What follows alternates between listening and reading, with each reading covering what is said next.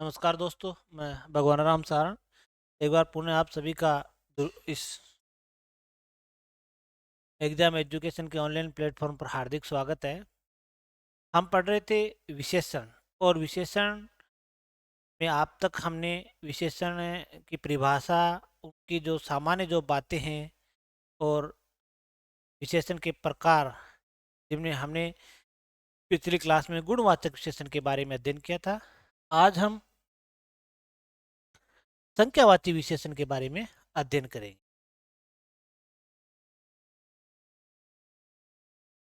आज संख्यावाची विशेषण के बारे में अध्ययन करेंगे। नंबर 2 है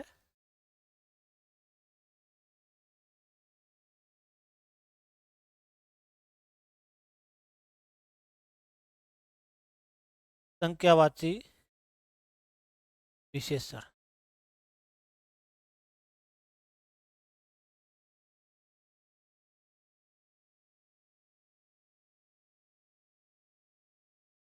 संख्यावाची विशेषण की अगर हम परिभाषा की बात करें तो परिभाषा इस प्रकार से है कि वे शब्द वे शब्द जो किसी जो किसी संज्ञा व सर्वनाम जो किसी संज्ञा व सर्वनाम की निश्चित या अनिश्चित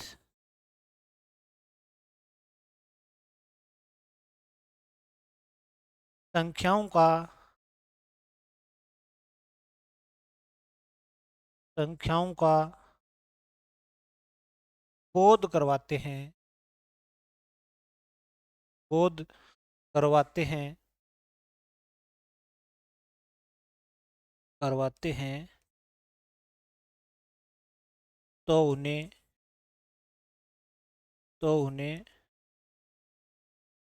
संख्यावाची संख्यावाची विशेषण कहते हैं। ये इसकी एक सामान्य परिभाषा है कि वे शब्द जो संज्ञा या सर्वनाम की निश्चित या अनिश्चित संख्याओं का बोध करवाते हैं तो उन्हें संख्यावाची विशेषण कहते हैं। यानी निश्चित संख्या का भी बोध करवाएंगे और निश्चित के साथ साथ अनिश्चित संख्या का भी बोध करवाते हैं। अतः निश्चित और अनिश्चित के आधार पर संख्यावाची विशेषण के भी दो प्रकार माने जाते हैं। मुख्य बात यह है कि संख्यावाची जो विशेषण है उसमें केवल गणना यानी गणने योग्य जो वस्तुएं हैं वो ही शामिल की जाती है। एक हम बात लिखना चाहें नोट में तो लिख सकते हैं कि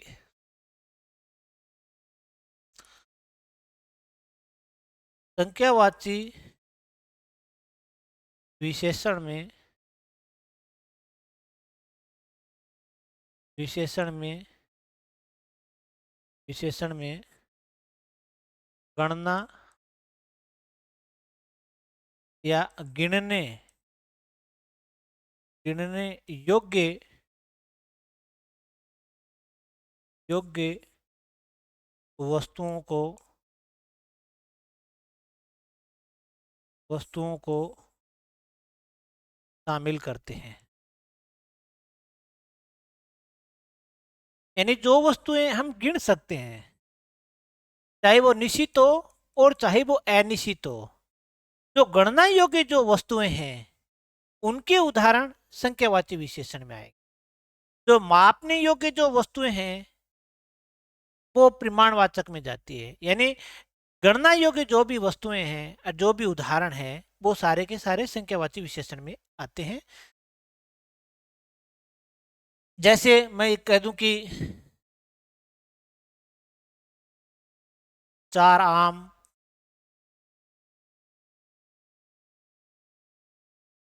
10 आदमी,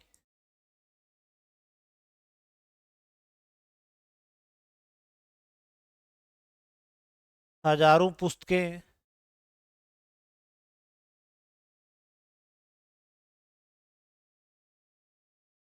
20 रुपए,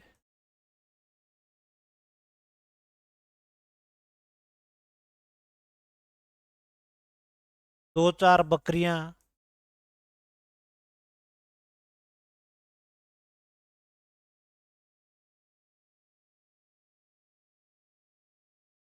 100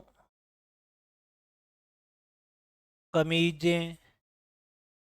ये जो उदाहरण है, ये सारे के सारे किसके संख्यावाची है? ये सारे के सारे गणना योग्य हैं। इनमें कुछ निश्चित संख्या है और कुछ अनिश्चित संख्या है। जैसे 4 आदमी निश्चित है, इसलिए निश्चित संख्यावाची विशेषण है। 10 आदमी निश्चित है, इसलिए निश्चित संख्यावाची विशेषण हो गया। हजारों पुस्तकें, अब ये संख्या निश्चित नहीं है, अनिश्चित है। हजारों अनिश्चित है, यानी 1000 हो सकती है और 1000 नहीं भी हो, तो अनिश्चित संख्यावाची विशेषण। 20 रुपए निश्चित है। 2-4 बकरियां, उसके पास 2-4 बकरियां हैं, तो निश्चित नहीं है कि 2 है, 4 है, 3 है, 5 है, 1 है, तो ये अनिश्चित है। 100 कमीजें, ये भी अनिश्चित है। इसलिए निश्चित और अनिश्चित के आधार पर संख्यावाची विशेषण के 2 प्रकार माने जाते हैं। तो सबसे पहले हम उनके प्रकार देखते हैं कि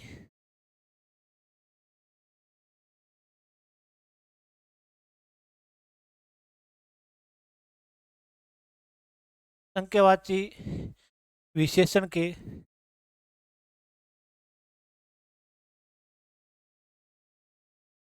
प्रकार। अब इसमें पहला बात करें निश्चित संख्यावाची। निश्चित संख्यावाची विशेषण,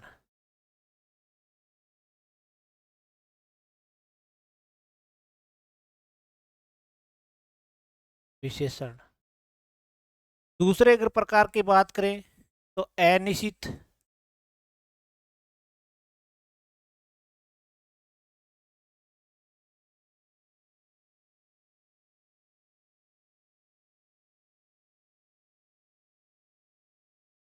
संख्यावाची विशेषण। ये इनके 2 प्रकार हैं, एक निश्चित संख्यावाची विशेषण और एक अनिश्चित संख्यावाची विशेषण। तो आज हमने सबसे पहले संख्यावाची विशेषण के बारे में पढ़ना शुरू किया कि संख्यावाची विशेषण किसे कहते हैं। कि वे शब्द जो किसी संज्ञा या सर्वनाम की निश्चित और अनिश्चित संख्याओं का बोध यानी ज्ञान करवाते हैं। बोध का मतलब ज्ञान करवाते हैं, तो उन्हें हम संख्यावाची विशेषण कहते हैं। सबसे महत्वपूर्ण जो बात यह है कि संख्यावाची विशेषण में केवल गणना योग्य जो वस्तुएं हैं उनको ही हम शामिल करेंगे। जो गणना योग्य वस्तुएं हैं, चाहे वो निश्चित हो संख्या में और चाहे वो अनिश्चित हो, केवल गणना योग्य वस्तुओं को ही शामिल करेंगे। इसके बाद जैसे ये कुछ उदाहरण हमने लिए हैं, उसमें जैसे ये निश्चित संख्यावाची का है, ये निश्चित संख्यावाची का है, ये अनिश्चित संख्यावाची है, ये अनिश्चित निश्चित है, ये अनिश्चित है और ये भी अनिश्चित है। लेकिन है सारे के सारे क्या है, संख्यावाची विशेषण के ही उदाहरण है। विशेषण संख्यावाची विशेषण के प्रकार की बात करें, निश्चित संख्यावाची विशेषण हो गया और अनिश्चित संख्यावाची विशेषण हो गया। निश्चित संख्यावाची विशेषण को हम अलग से पढ़ेंगे अगली क्लास में, क्योंकि ये बहुत ही महत्वपूर्ण है। इनके कई 7 प्रकार भी हैं निश्चित संख्यावाची विशेषण के, और अनिश्चित संख्यावाची विशेषण को हम इस क्लास में पढ़ेंगे। तो सबसे पहले हम पढ़ रहे हैं अनिश्चित संख्यावाची विशेषण।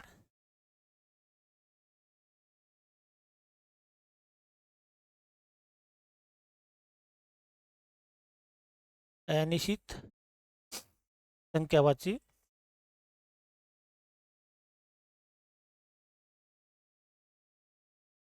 विशेषण।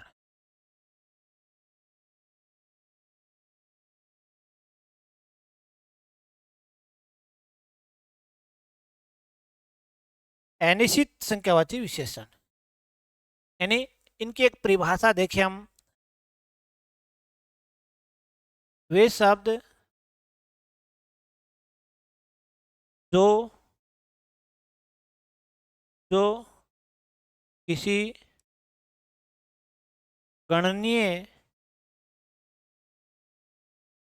गणनीय संज्ञा की अनिश्चित अनिश्चित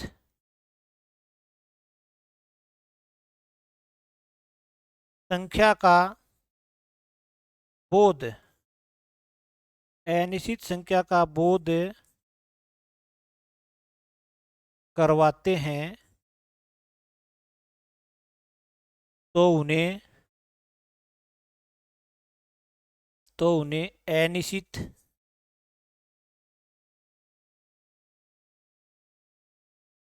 अनिश्चित संख्यावाची विशेषण कहते हैं। यानी वे शब्द जो किसी गणनीय संख्या की अनिश्चित संख्या का बोध करवाते हैं तो उन्हें अनिश्चित संख्यावाची विशेषण कहते हैं। निश्चित संख्या का बोध नहीं करवाएंगे, अनिश्चित में अनिश्चित का ही बोध करवाएंगे। जैसे एक उदाहरण के तौर पर मैं बताता हूं आपको कि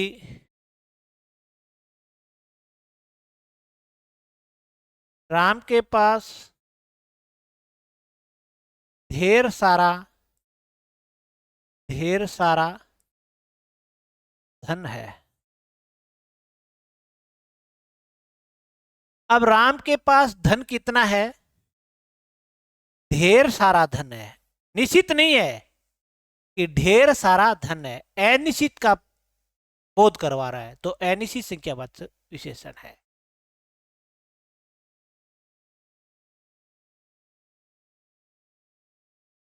कविता के पास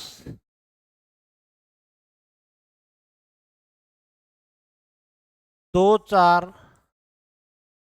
बकरियां हैं।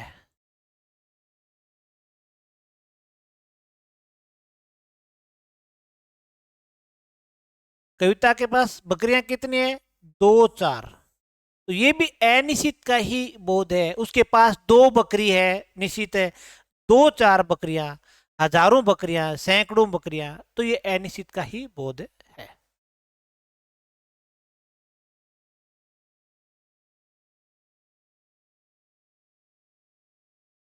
सुनामी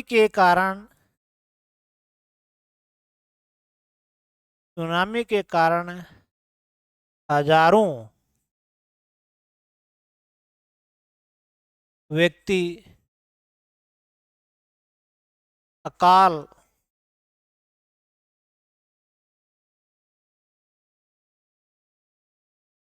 मौत की चपेट में आ गए।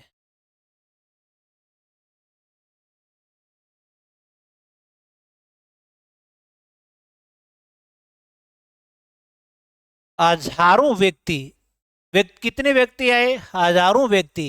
ये भी अनिश्चित का ही प्रमाण है। यानी बोध किसका करवा रहा है? अनिश्चित संख्या का करवा रहा है, तो अनिश्चित संख्यावाची विशेषण है।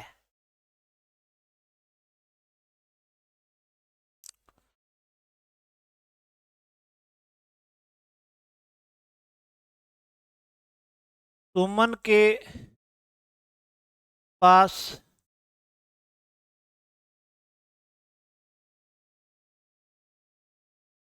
सैकड़ों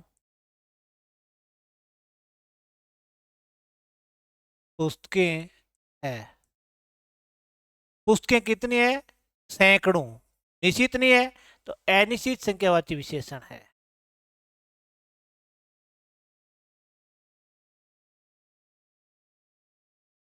कविता ने मेले में पचासों के पचासों के 50 रुपए खर्च कर दिए। अब यहाँ 50 के 50 रुपए खर्च कर दिए, जितने थे उतने कर दिए, लेकिन ये नहीं है कि उसके पास सही में कितने थे। 50 के 50 खर्च कर दिए, यानी 50 के 50 जो 49 थे तो 49 ही खर्च कर दिए, जो 50 थे 50 कर दिए। अब इस प्रकार से होता नहीं कि कविता ने मेले में 50 के 50 रुपए खर्च कर दिए, तो 50 थे और 50 खर्च कर दिए, तो वो निश्चित। अब पहले यहां पर देखो 50 के 50, यहां अनिश्चित का बोध करवा दिया और आगे निश्चित का बोध हो रहा है, फिर भी ये अनिश्चित संख्यावाची विशेषण है। अब इस प्रकार से अगर सीधा होता, सुमन ने 50 रुपए खर्च कर दिए,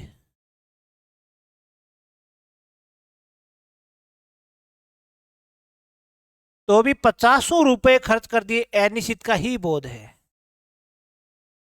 किसका बोध है? अनिश्चित का बोध है, और यहां पर भी अनिश्चित का ही बोध है, तो इसलिए इन दोनों उदाहरणों में अनिश्चित संख्यावाची विशेषण ही आएगा। जैसे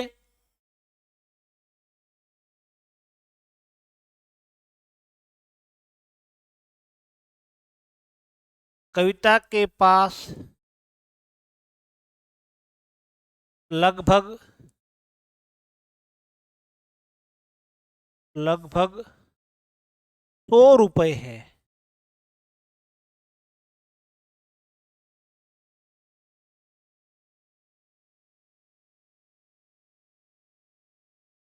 कविता के पास लगभग कितने रुपए हैं? 100 रुपए हैं। अब इसके पास 100 रुपए, ये तो निश्चित था, लेकिन फिर लगभग लगा दिया, ये लगाते ही अनिश्चित का भाव हो गया, यानी लगभग यहां पर प्रविशेषण है। क्या है? प्रविशेषण है। विशेषण तो यहां पर 100 है, रुपए कितने? 100 है, विशेषण तो ये है, लेकिन फिर ये लगभग 100 रुपए, लगभग लगाते ही अनिश्चित का भाव हो गया और अनिश्चित संख्यावाची विशेषण में उदाहरण जाएगा। कई बार हम जैसे कुछ चीजों को हम खरीद भी तोल कर भी ले लेते हैं और गिनकर भी ले लेते हैं, तो वो दोनों तरफ आते हैं। जैसे मैं ये कहूं कि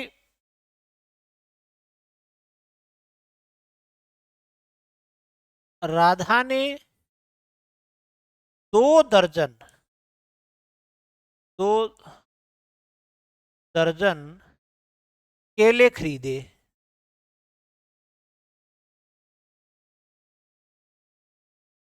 अब यहां जो 2 दर्जन है ना, ये तोल कर नहीं है, ये तो गिनकर है, तो ये संख्यावाची है।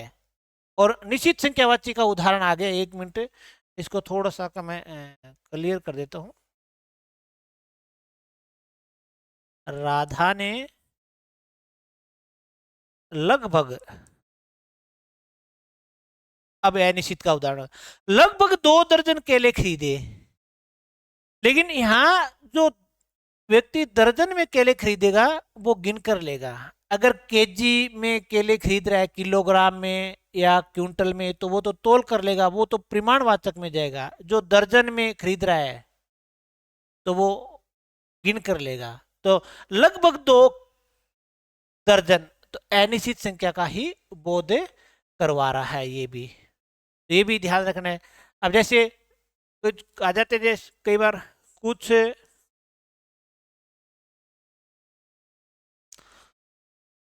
मंत्री दरबार में उपस्थित थे।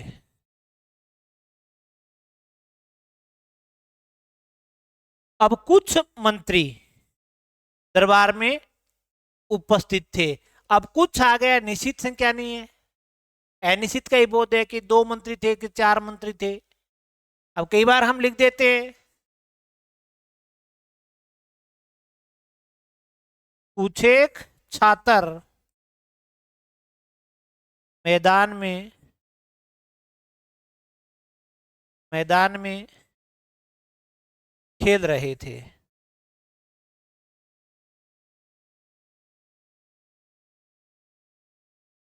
अब कुछ एक छात्र मैदान में खेल रहे थे, तो यहां पर भी अनिश्चित का ही बोध है।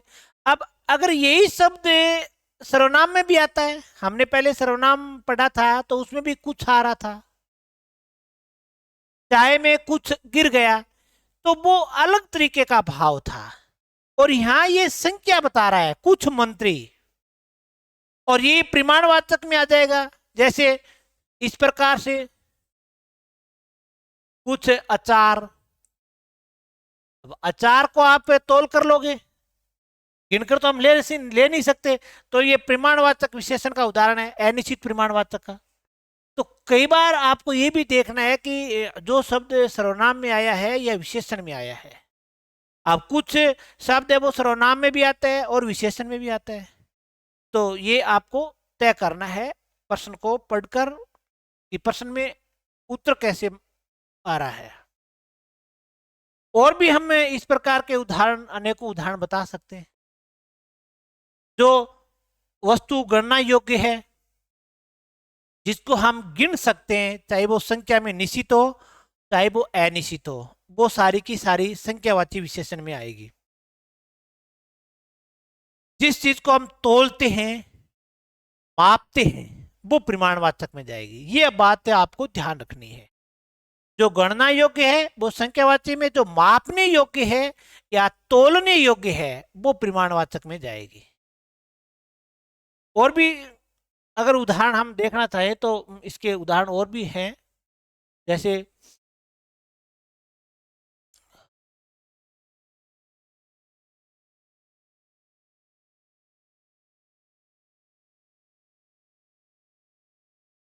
कुछ सैनिक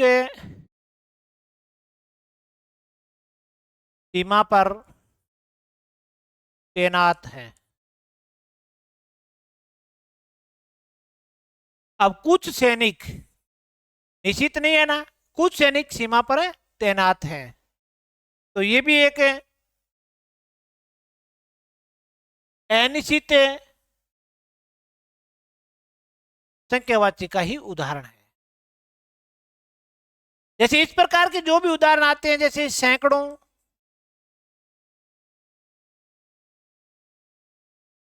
रुपए, हजारों रुपए, दसों, आदमी, ये सारे के सारे क्या है, अनिश्चित का ही बोध करवाते हैं, अनिश्चित का ही बोध करवाते हैं। अगर कई बार इस प्रकार से भी आ जाता है, जैसे हजारों लीटर, लेकिन अब हजारों लीटर आ गया, लीटर को तो हम मापते हैं, तो फिर ये संख्यावाची में नहीं आएगा, ये फिर किस में जाएगा, प्रमाणवाचक में जाएगा। हजारों लीटर मात्रा निश्चित नहीं है, अनिश्चित है, अनिश्चित प्रमाणवाचक है। लेकिन अब इसके आगे तो गणना योग्य चीज लगा दी, हजारों रुपए, तो ये संख्यावाची में आ गए। अगर इसी शब्द के आगे मापने वाली कोई वस्तु लगा दें तो वो प्रमाणवाचक में जाए। जैसे सैकड़ों रुपए गणना योग्य है क्योंकि रुपयों को हम गिनते हैं। जैसे दसों आदमी, आदमियों को भी हम गिनते हैं, तोलते नहीं है, तो ये संख्यावाची विशेषण के उदाहरण है। अगर हम इन्हीं शब्दों के आगे कोई मापने या तोलने वाली वस्तु लगा देंगे तो फिर वो प्रमाणवाचक में चला जाएगा। तो ये है संख्यावाची विशेषण, जिनका पहला प्रकार हमने पढ़ा अनिश्चित संख्यावाची विशेषण। और इसका अनिश्चित जो संख्यावाची विशेषण है उनके भी 7 प्रकार हैं। ये अनिश्चित है, उनमें निश्चित संख्या का बोध होगा, 1, 2, पहला, दूसरा, दुगुना, तिगुना, चौगुना, दोनों, तीनों, चारों, इस प्रकार से दशक है, शतक है। इस प्रकार के जो उदाहरण है वो निश्चित संख्यावाची विशेषण में जाएंगे, उनका अध्ययन हम अगली क्लास में करेंगे। तब तक के लिए जय हिंद, जय भारत।